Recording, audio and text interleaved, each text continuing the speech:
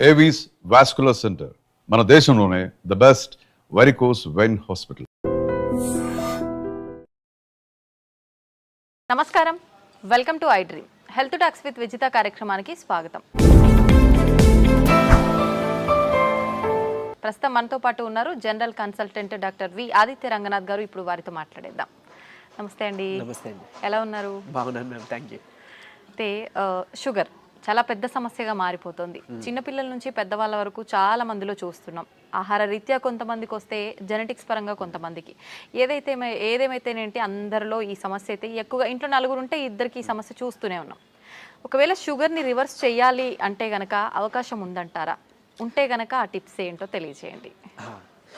So ఇప్పుడు diabetes వచ్చింది, లేకపోతే బీపీ వచ్చింది, థైరాయిడ్ వచ్చింది, లేకపోతే వాట్ ఎవర్, ఇదివరకు మనం విన్నది ఏంటి అని అంటే ఒక్కసారి వస్తే లైఫ్ లాంగ్ అది తగ్గడానికి ఆస్కారం లేదు. సో మనం ఏం చేయొచ్చు, కంట్రోల్లో పెట్టుకోవాలి. సో డ్రగ్స్, అదే మన మెడిసిన్ తీసుకుంటాము రెగ్యులర్గా, ఆపకుండా తీసుకుంటే కంట్రోల్లో ఉంటుంది కాబట్టి భయపడాల్సిన అవసరం లేదని చెప్తారు. అయిపోయింది, అది అక్కడతో అయిపోయింది. బట్ ఇప్పుడు రీసెంట్ అంటే చాలా ఇయర్స్ నుంచి మనకి తెలిసిందే ఏంటి అని అంటే వీటన్నిటిని కూడా మనం రివర్స్ బ్యాక్ చేసుకోవచ్చు. కాకపోతే ఆ పద్ధతి తెలియక, చాలా మంది అవేర్నెస్ లేక ఇంకా అదే భయంతో ఇప్పటికీ ఉన్నారు. అంటే ఒక్కసారి వస్తే తగ్గదు, మనం ఖచ్చితంగా టాబ్లెట్స్ మీద బ్రతకాలి లైఫ్ లాంగ్. సగం ఆ థాటే ఇంకా అనారోగ్యం తీసుకొస్తుంది అనమాట.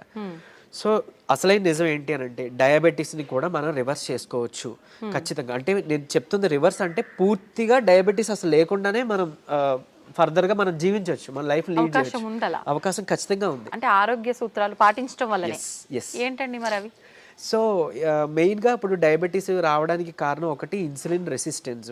సరే, ఇన్సులిన్ రెసిస్టెన్స్ అంటే ఏం లేదండి, ఇప్పుడు మనం ఎక్కువసార్లు తీసుకుంటాం, డే మొత్తంలో ఎక్కువసార్లు తినడం, లేదా ఏదైనా మధ్యలో గ్యాప్స్లో మళ్ళీ ఇప్పుడు లంచ్, డిన్నర్, పొద్దున్న బ్రేక్ఫాస్ట్కి మధ్యలో మళ్ళీ ఏదైనా టీ, ఏదో కాఫీ అలవాటు ఉంటుంది, లేదంటే ఇంకేదైనా స్నాక్స్ తింటాం. ఇలాంటి అలవాటు ఎక్కువ అయిపోయి ఏంటి అని అంటే మనం ఏది తిన్నా ఏది తాగినా, అంటే వాటర్ తప్పిస్తే మిగిలిన ఏం తీసుకున్నా మన బాడీలో ఇన్సులిన్ ప్రొడక్షన్ జరుగుతుంది. సో టైప్ 2 డయాబెటీస్ అంటాం ఏంటి, ఇన్సులిన్ ప్రొడక్షన్ ఉంటుంది మన బాడీలో, జనరేట్ అవుతుంది, కానీ ఆ కణాలు సరిగ్గా ఇన్సులిన్ని యూజ్ చేసుకోలేకపోతున్నాయి. దాన్ని టైప్ 2 డయాబెటీస్ కింద పరిగణిస్తున్నారు. ఒకవేళ ఇన్సులిన్ ప్రొడక్షనే లేదు బాడీలో, మన ప్యాంక్రియాస్ సరిగ్గా పనిచేయట్లేదు, అందులో ఐలెట్స్ ఆఫ్ లాంగర్హాన్స్ అని ఒక కణాలు ఉంటాయి, దాని నుంచే మనకి ఇన్సులిన్ వస్తుంది. సో ఇన్సులిన్ సరిగ్గా ప్రొడక్షన్ లేదు అని అంటే అది టైప్ 1 కింద మనం పరిగణిస్తున్నాం. చిన్నపిల్లల్లో కూడా టైప్ 1 అది చూడొచ్చు.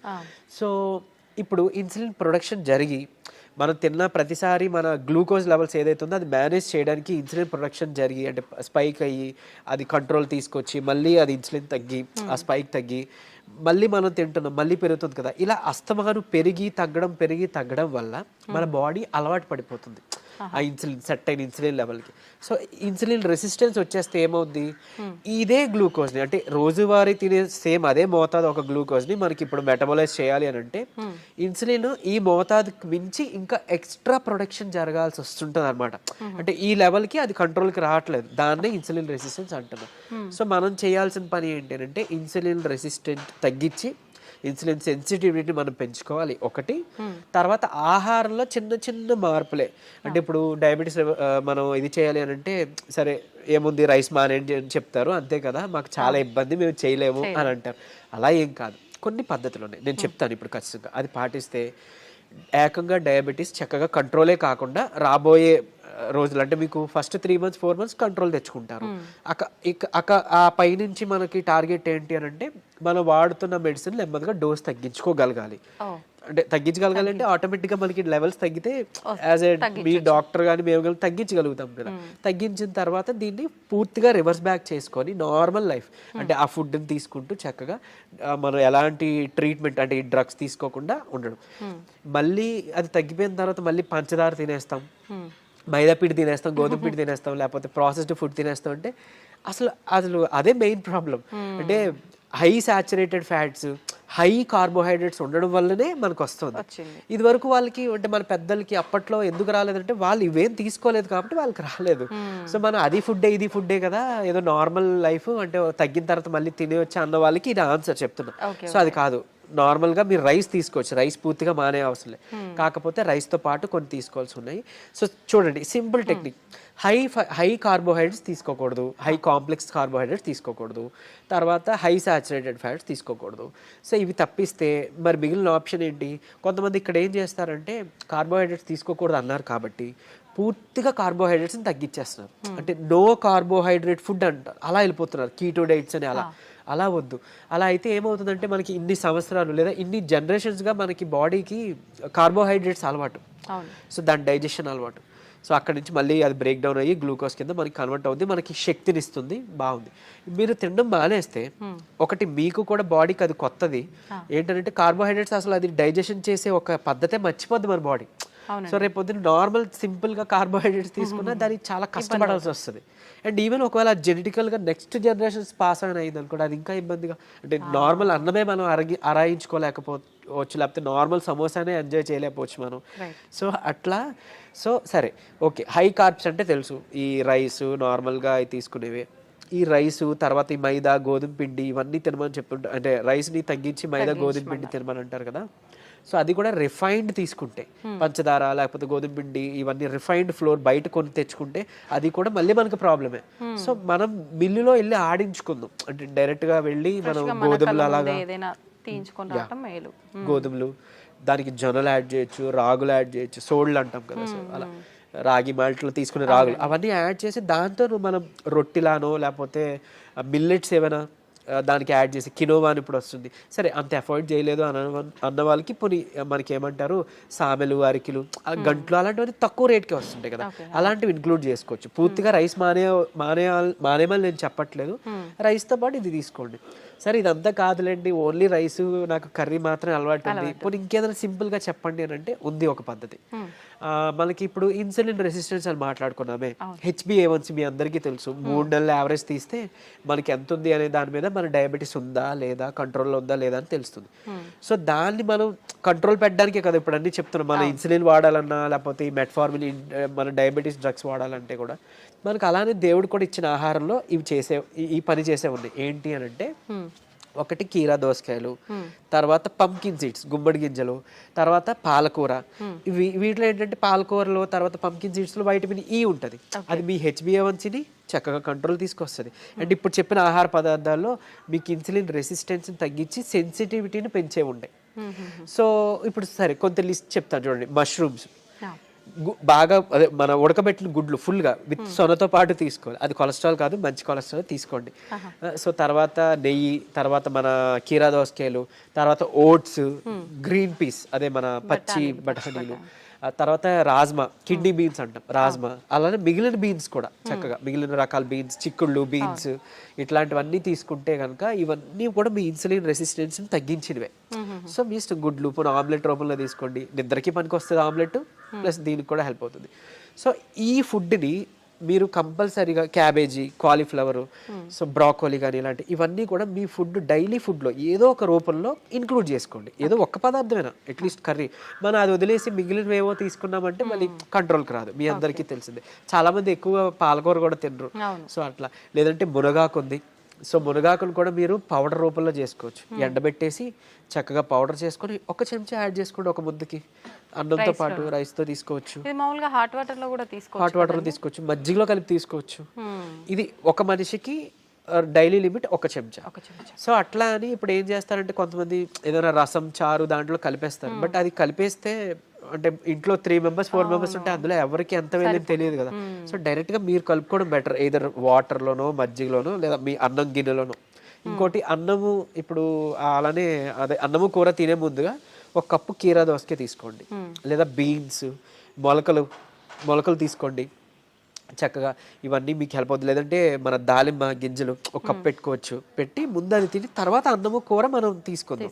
అలానే అన్నం తినే ముందు, టిఫిన్ తినే ముందు, నైట్ డిన్నర్ చేసే ముందు ఏం చేయొచ్చు అనంటే కొంచెం పెప్పర్ అంటే మన మిరియాల పొడి 1 చిటికెడు తీసుకొని నిమ్మరసం యాడ్ చేసి కొంచెం గోరువెచ్చని నీటిలో ఒక కప్పు లేదా 1 గ్లాసు గోరువెచ్చని నీటిలో కలిపి తాగేసేయండి. ఎందుకు అనంటే ఇప్పుడు ఈ పెప్పర్లో ఉండే పైపరిన్ అనేది మన ఏమంటారు యాక్టివ్ ఇంగ్రీడియంట్, మెడిసినల్ వాల్యూ ఉండే ఇంగ్రీడియంట్. ఇది మన లివర్లో, ప్యాంక్రియాస్లో అదే ఎక్కడి నుంచి అయితే ఇన్సులిన్ వస్తుందో అందులో అక్కడ డైజెషన్ ఎంజైమ్స్ని వాటిని కూడా మంచిగా ఇది ఏమంటారు మెటబాలైజ్ చేస్తుంది. కరెక్ట్గా మెటబాలిజం బాగా జరిగి ఎంజైమ్స్ అన్ని మంచిగా ఫంక్షన్ అయ్యేలా చేస్తుంది. సో తర్వాత ఇంకొకటి మోర్ ఓవర్ ఈ ఏవైతే కాంప్లెక్స్ కార్బోహైడ్రేట్స్ మన హై కార్బ్స్ అన్నాం కదా దాన్ని బాగా కరెక్ట్గా డైజెషన్ జరిగేలాగా మెటబాలైజ్ అయ్యేలాగా ఇది హెల్ప్ చేస్తుంది. అండ్ ఈవెన్ మన పోషకాలు ఏవైతే ఉన్నాయో ఆకుకూరలోనో లేకపోతే మనం తీసుకునే ఫుడ్లోనో అవి మన వంట పట్టడం అంటాం కదా మన అబ్జార్ప్షన్ అవి అబ్జార్బ్ చేయడానికి ఈ పైపర్ ఈ పెప్పర్ మన మిరియాలు పొడి చాలా బాగా హెల్ప్ చేస్తుంది. సో ఈ రూపంలో తీసుకున్నారనుకోండి మీరు తిన్న తర్వాత పెరిగే షుగర్ లెవెల్స్ కంట్రోల్కి వస్తాయి అండ్ ఈవెన్ మనకి లోపల ఫంక్షనింగ్ బాగా మెరుగుపడుతుంది. ఇకపోతే డయాబెటీస్ రివర్సల్ గురించి వద్దాం. సో నేను ఇప్పుడు చెప్పింది 3 to 4 months చేస్తే ఖచ్చితంగా మీ షుగర్ లెవెల్స్లో చాలా వరకు మీకు తగ్గడం మీరే గమనించుకుంటారు. మీరు ఇంత అద్భుతంగా పనిచేస్తుందా అని అంటారు. ఎందుకనంటే చాలా మందికి ఒకటి ఉండిపోయింది సైకలాజికల్గా అంటే drugs like what ever medicine మాత్రమే మెడిసిన్, ఫుడ్ అంటే జస్ట్ ఆహారం మాత్రమే. అసలు కాదు. మీకు గుర్తుంటుంటే ఎప్పుడైనా మీ నాన్నమ్మలు అమ్మమ్మలు మీకు ఎప్పుడైనా పొట్టనొప్పి వచ్చింది అని అంటే ఏదైనా వాము కొంచెం సాల్ట్ కలిపిస్తే వెంటనే తగ్గడం మనం గమనించి ఉంటాం. లేదంటే మెంతులు మింగేసి తాగేయండి వాటర్ అంటాం. అవన్నీ ఎందుకు పనిచేస్తున్నాయి? ఇప్పుడు యాంటాసిడ్స్ ఏవో వెళ్ళి పరగడుపున మాత్రలు మనం పైకి వెళ్ళి తెచ్చుకొని వేసుకుంటున్నాం. అవేం అవసరం లేకుండా వాళ్ళు బతికారు కదా. ఎలా బతికారు? ఇలానే. ఇవన్నీ ఫుడ్డే మెడిసిన్. ఎగ్జాక్ట్లీ. మనకి ఏదైనా అనారోగ్యం వస్తుంటే మెడికల్ షాప్ కి మనం బయటకు వెళ్ళొద్దు, మన కిచెన్ లోకి వెళ్ళాలన్నమాట. యాక్చువల్గా పోపుల డబ్బాలే మనకి డ్రగ్ ఇది అన్నట్లు స్టోర్ అన్నట్టు. సో ఖచ్చితంగా ఇది వర్క్ అవుతుంది. అండ్ మోర్ ఓవర్ అంటే ఇప్పుడు మన బెర్రీస్ నుంచి ప్లాంట్స్ నుంచి ఎక్స్ట్రాక్ట్ చేసిన బెర్బరిన్ అనేది ఒక సప్లిమెంట్ ఉంటుంది ఆబ్వియస్లీ. సరే అది అందరూ వాడాల్సిన అవసరం లేదు కానీ ఒక బూస్టప్ కింద పనికి వస్తుంది. అంటే ఎలా అయితే మనకి డయాబెటీస్ని మనకి తగ్గించడానికి మెట్ఫార్మిన్ అనే ఒక మెడిసిన్ తీసుకుంటున్నామో సేమ్ ఇది కూడా అదే పనిచేస్తుంది. కానీ బట్ మెట్ఫార్మిన్తో వచ్చే వైటమిన్ B12 డెఫిషియన్సీ ఇందులో లేదు, ఈ బెర్బరిన్లో లేదు. సరే ఓకే, అవైలబుల్ ఉన్న వాళ్ళు వాడుకుంటారు, అందరూ ఇది వాడాలని రూల్ లేదు. కానీ బట్ ఈ సింపుల్ టిప్స్ పాటించండి, ఇది ఒకటి. తర్వాత ఖచ్చితంగా ఒక 5 minutes వాకింగ్ ఉంటే చాలు. 5 minutes వాకింగ్ అంటే తిన్న తర్వాత ఒక 10 నిమిషాలలో 5 minutes వాకింగ్ చేస్తే చాలు. మీ ఆఫీస్ ఏరియా, మీ బెడ్రూమ్, మీ హాల్ ఎక్కడైనా ఆయాసం రావాలి, చెమటలు పట్టాలి, ఇట్లానే వాకింగ్ చేస్తేనే మనకి వర్కౌట్ అయినట్టు అని అస్సలు కాదు. బాడీ మూమెంట్ ఉండాలి. సో అది చేసుకుంటే చాలు, డయాబెటీస్ మనకి తగ్గుతుంది. రివర్స్కి చెప్పుకున్న ఇందాక ఇంగ్రీడియంట్స్ ఉన్నాయి కదా, పంకిన్ సీడ్స్ అవ్వచ్చు, మన HbA1c కంట్రోల్ చేసి ఇన్సులిన్ సెన్సిటివిటీ పెంచేవి, ఇవి మీరు చేసుకుంటే 3 to 4 months ఖచ్చితంగా రివర్స్ అయిపోతుంది. ఇప్పుడు చాలా మంది మనం చూస్తూ ఉంటామండి, జామకాయ ఆకులు, లేత చిగుర్లు అని చెప్పి, లేదు అంటే తిప్పతీగ అని చెప్పి, ఇలాంటి కొన్ని ఆకులతో వేణిల్లో వేసి మరిగించిన వాటర్ తాగుతుంటారు షుగర్ ఉన్న వాళ్ళు. ఇది వర్క్ అవుతుంది అంటారా? యాక్చువల్గా ఇప్పుడు జామ ఆకులు ఉన్నాయి కదా, లేత తీసుకొని ఒక 4 ఆకులు మనం వేడి నీటిలో వేసి మరిగించి కషాయంలా తీసుకొని ఉదయం సాయంత్రం లేదా ఒక పూట అట్లీస్ట్ పరగడుపునైనా కానీ తాగితే కనుక అమోఘంగా ఆ రోజే పెరిగిన షుగర్ లెవెల్స్ తగ్గిపోయాయి. సో నేను ప్రీవియస్ వీడియోలో జామాకులు కషాయం గురించి చెప్పినప్పుడు చాలా మంది ఫోన్ చేసి అంటే ట్రై చేసి చక్కగా ఫస్ట్ నమ్మారు, ట్రై చేశారు. చేసి ఒక 2 daysలో వాళ్ళు ఫోన్ చేసి సార్ అంటే మాకు 1 day 2 dayలోనే ఇంత బాగా పనిచేస్తుంది, కంటిన్యూ చేయొచ్చు అంటారా, ఎక్కువ కాలం అన్నారు. బేసిక్గా చేయొచ్చండి, చేసుకోండి అని చెప్పారు. సో ఈవెన్ అది వాళ్ళకి ఏంటంటే డయాబెటీస్ ఎక్కువ, షుగర్ లెవెల్స్ ఎక్కువ ఉండడం వల్ల కొంతమందికి నిస్సత్వ నీరసంగా ఉంటుంది కదా, దాన్ని కూడా ఇది మనకి జామాకులు బాగా హెల్ప్ అవుతుంది. జామకాయ తినొచ్చు, బొప్పాయి తినొచ్చు, అట్లనే జామాకులు కషాయం బాగా హెల్ప్ అవుతుంది, తీసుకోవచ్చు. తిప్పతీగ కూడా తీసుకోవచ్చు. బట్ తిప్పతీగ చాలా మంది తెలియక కోవిడ్ టైంలో అంటే ఇప్పుడు వైరస్ నుంచి బయటపడాలని తెలియక చాలా మంది ఓవర్ డోసెస్లో తీసుకుని వితిన్ 15 daysలో వాళ్ళ లివర్ మొత్తం డ్యామేజ్ అయ్యి ఎమర్జెన్సీ వార్డులో అడ్మిట్ అవ్వడం, చనిపోవడం జరిగింది. కానీ నేను ఇక్కడ చెప్పే ఒక ముక్క, తిప్పతీగ ప్రాబ్లం కాదు, ఓవర్ డోస్ ప్రాబ్లం. కాబట్టి తిప్పతీగని మనం ఇప్పుడు ఒకవేళ ఒక లైక్ 1 inch తీసుకున్నాం అనుకోండి, ఆ రూట్ ఏదైతే ఉందో దాన్ని బాగా బాయిల్ చేసి మనం దాన్ని తాగొచ్చు. దాంట్లో కొంచెం ఉసిరి పొడి యాడ్ చేయొచ్చు, లేదంటే మునగాకు యాడ్ చేసుకోవచ్చు 1/2 spoon అట్లా. ఇలాగా మనం తీసుకున్నాం అనుకోండి మనకి మంచిగా బెనిఫిటే. ఇప్పుడు అలాగని ఏంటి ఫ్లాక్ సీడ్స్ ఉన్నాయి, అవిసె గింజలు ఉన్నాయి. అవిసె గింజలు మనకి కొలెస్ట్రాల్ తగ్గిస్తుంటుంది, డయాబెటీస్ని రివర్స్ చేస్తుంది బాగా. అంటే ఒక 2 చెంచాలు మనం పౌడర్ లాగా తయారు చేసుకొని మనం ఫ్లాక్ సీడ్స్ తీసుకుంటే, ఇదే ఫ్లాక్ సీడ్స్ గురించి ఒక పేపర్లో ఒక ఆర్టికల్ వచ్చింది. ఏంటి ఫ్లాక్ సీడ్స్ తీసుకోకూడదు, లివర్కి మంచిది కాదు, లేకపోతే ఇంకోటి ఏదో అని. కరెక్టే, ఏదైనా అతిగా తీసుకుంటే మనకి ఫుడ్ అయినా ఆబ్వియస్లీ కదా. సో అంతే, అది పట్టుకొని ఉండొద్దు. అరే ఇప్పుడు తిప్పతీగ ఏదో ప్రాబ్లం, సరే తిప్పతీగ పక్కన పెడితే అట్లీస్ట్ ఫ్లాక్ సీడ్స్, ఉసిరికాయ ఫ్లాక్ సీడ్స్, లేకపోతే మన ఏమన్నాం మన పెప్పర్, సో ఇట్లాంటివి ఉన్నాయి కదా, వీటి వల్ల ఏం చేయటం జరగదు. డ్యామ్ షూర్ మంచిదే. సో లిమిట్లో తీసుకోండి. ఇంకోటి ఫ్లాక్ సీడ్స్ గురించి ఇప్పుడు మాట్లాడుకున్నాం కాబట్టి చాలా మంది తెలియక దాన్ని పౌడర్ చేసి స్టోర్ చేసుకుంటున్నారు. వద్దు, అది ఏంటి అంటే ఆక్సిజన్కి సెన్సిటివ్ అనమాట, ఎయిర్ సెన్సిటివ్ యాక్చువల్గా. దీన్ని మనం ఎంత ఎయిర్ టైట్ దీంట్లో స్టోర్ చేసుకున్నా, ఎంత అమోఘంగా పనిచేస్తుందో ఇది అంత చేట్ చేస్తుంది స్టోర్ చేస్తే. ఆక్సిడైజ్డ్ అయిపోయి మనం ఎంత ఇది చేసినా అది అయిపోతుంది. సో ఫ్రెష్గా తయారు చేసుకోండి. ఒక 2 చెంచాలు చిన్న మిక్సీ గిన్నెలో మాత్రం అవుతుంది, పెద్ద మిక్సీ గిన్నెలో అవ్వదు. సో చేసుకొని మీరు బటర్ మిల్క్లో మిక్స్ చేసుకోవచ్చు. కొలెస్ట్రాల్ తగ్గుతుంది, డయాబెటీస్ రివర్సల్కి హెల్ప్ అవుతుంది. అండ్ ఈవెన్ మనకి బయట బనానా ఫ్లోర్ అని దొరుకుతుంది, అరటి దీని నుంచి తీసిన పిండి. సో అది ఆన్లైన్లో వాటిలో అవైలబుల్, దాన్ని తెచ్చుకోండి. ఒక చెంచా చక్కగా బటర్ మిల్క్ దీంట్లో మిక్స్ చేసుకోండి. ఈ ఫ్లాక్ సీడ్స్ని మిక్సీలో పౌడర్ చేసుకోండి, పరగడుపునే తాగండి. మీకు డయాబెటీస్ని కంట్రోల్ రివర్స్ చేయడానికి హెల్ప్ అవుతుంది. ఎందుకు అంటే రెసిస్టెన్స్ స్టార్చ్ అదన్నీ ఉంటేనే మనకి యూజువలీ చాలా ఇదనమాట. సో డయాబెటీస్ రివర్స్ చేయడంలో ఈ అరటి ఫ్లోర్ ఏదైతే ఉందో అమోఘంగా పనిచేస్తుంది. ఒక్క చెంచా చాలు, మీరు తినే దాంట్లో ఎందులోనూ కలుపుకోవచ్చు. ఈవెన్ ఏమంటారు, మీరు తినే ఏదైనా అట్టు రొట్టెలో వేసుకోండి, లేదంటే ఇలా బటర్ మిల్క్లో మిక్స్ చేసుకోండి. ఇది ఖచ్చితంగా మీ డయాబెటీస్ రివర్సల్కి హెల్ప్ అవుతుంది. సో ఎందుకు, ఇన్సులిన్ రెసిస్టెన్స్ మనకి మెయిన్గా రివర్స్ అవుతుంది కదా, అంతే. ఇదే సీక్రెట్ ఫార్ములా, ఇది నమ్మి చేయండి. నిజంగా చెప్తున్నా, మీరు ఇయర్స్ డ్రగ్స్ అది వాడాల్సిన అవసరం లేదు. అండ్ ప్రీవియస్గా ఒక వీడియోలో నేను చెప్పాను, లైక్ పరగడుపున ఒక చెంచా కలబంద గుజ్జు తీసుకోండి అని.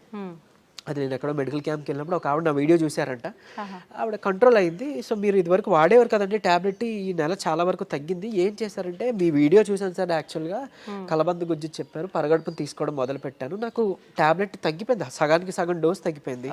And with in next 2nd or 3rd మంత్లో ఆవిడకి పూర్తిగా నేను ఆపేశాను, ట్యాబ్లెట్ తీసుకోవాల్సిన అవసరం లేదు, ఆవిడకి డౌన్ అయిపోతుంది. సో అంత బాగా పనిచేస్తాయి మనకి దేవుడు ఇచ్చిన ఇవన్నీ మెడిసిన్సే. సో ఇందులో చెప్పింది ఏదైనా వాడుకోండి. మీకు ఏం పని చేసిందో కమెంట్లో చెప్పండి.